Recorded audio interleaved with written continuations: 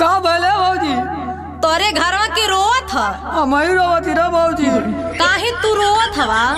भौजी हमारे साथे बहुत बड़ा धोखा हो गल रे। का भलो?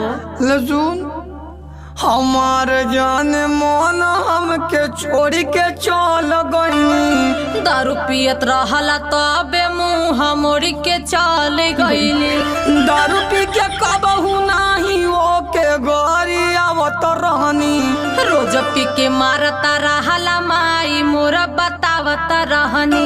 बाकी मोरी भौजी हमारा संगे तो गलत भइल। जवन होखे के रहला देवरू तो होई गईल।